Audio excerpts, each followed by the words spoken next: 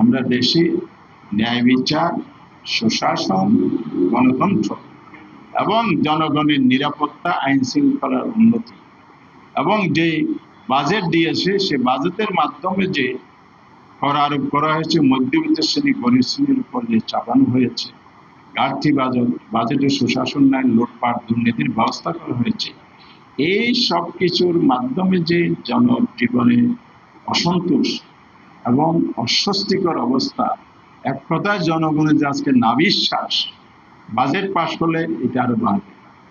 সেই জায়গা থেকে আমরা আজকে জুলাইয়ের দ্বিতীয় বার্ষিকী পালন, তার সাথে চলমান আন্দোলনকে বেগবান করার লক্ষ্যে 11 দলের শীর্ষ বৈঠক 21শে জুন যে নির্দেশনা দিয়েছে তার আলোকে আজকে আমরা লিয়াজত কমিটি বসছিলাম, মহানগরী প্রতিনিধিগণ ছিল, সেখান থেকে আমরা আজকে কিছু কর্মসূচি নির্ধারণ করেছি।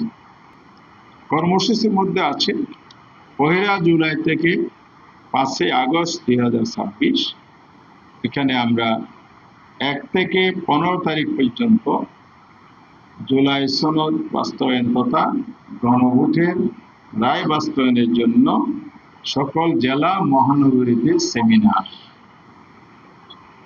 এরপরে আসবে এই 15 দিনের প্রোগ্রামের মধ্যে, মাসব্যাপী প্রোগ্রামের মধ্যে চিত্র প্রদর্শনী রাখা হয়েছে 23, 24, 25। গ্রাফিতি অঙ্কন করা হবে সারা দেশে, রাজধানী সহ। এরপরে রক্তাক্ত জুলাইয়ের যে স্মৃতি বিজড়িত ঘটনাস্থল, আপনারা জানেন রাজধানীর যাত্রাবাড়ি, পল্টন, শাহবাগ, ধানমন্ডি, মোহাম্মদপুর, উত্তরা, বাড্ডা, রামপুরা, মিরপুর, বিভিন্ন জায়গায় অসংখ্য ঘটনা ঘটেছে। সেই ঘটনাস্থলগুলোতে আমরা বিভিন্ন দিন তারিখ নির্ধারণ করে আমরা মহানগরী সমিতিকে সমন্বয় করে রাজধানীতে সমাবেশ করব স্মৃতিচারণমূলক, যেখানে প্রত্যক্ষদর্শী শহীদ পরিবারের অংশগ্রহণ করবে। একইভাবে সারা দেশেও ঘটনাস্থলগুলো চিহ্নিত করে সেখানে আমরা জনগণকে নিয়ে সমাবেশে মিলিত করব। এরপরে আমাদের 8টা ডিক্লার প্রোগ্রাম আছে। 4 জুলাই সারা দেশে রাজধানী ব্যতীত সকল মহানগরী এবং জেলাতে বিক্ষোভ, গণমিছিল। 6 তারিখ আমাদের জাতীয় সংসদের শহীদ পরিবারের পক্ষ থেকে মানববন্ধন, জাতীয় সংসদের সম্মুখে এবং স্পিকারের নিকট স্মারকলিপি পেশ, যেন এই ইস্যুটি জাতীয় সংসদে আলোচনা হয়। বিরোধী দলের নেতার প্রস্তাব প্রেক্ষিতে 1 বা 2 ঘন্টা আলোচনা হয়েছে, কিন্তু এটা কোনো সিদ্ধান্ত ছাড়া শেষ করেছেন, টকটক করেছেন। এই আলোচনা যেহেতু পুনরায় আনে কার্যকর পদক্ষেপ নেই, বিশেষ করে সংবিধান পরিষদ গঠন করে যাতে জুলাই সনদ বা গণভোটের রায় বাস্তবায়ন করে।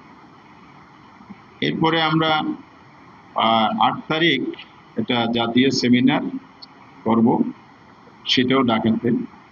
আর ঢাকাটা তো 8 তারিখ, জেলাগুলো তারা তাদের সুবিধা মতো তারিখ নির্ধারণ করবে।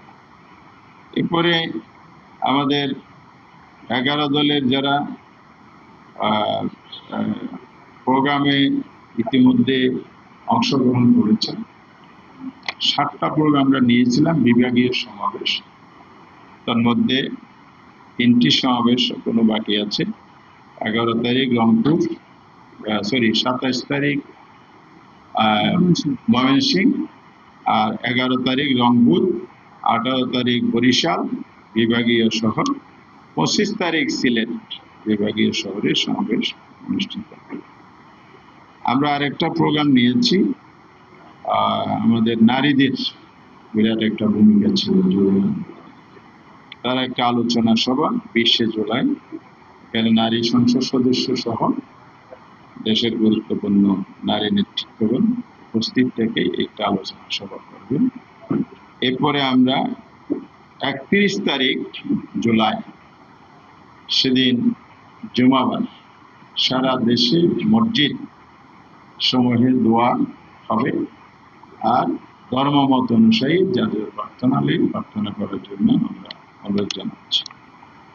5 তারিখ আগস্টের রাজধানী সহ সকল জেলা, মহানগরী এবং উপজেলা পর্যন্ত সমাবেশ। এগুলো আমরা বিস্তারিত আবার বসবো,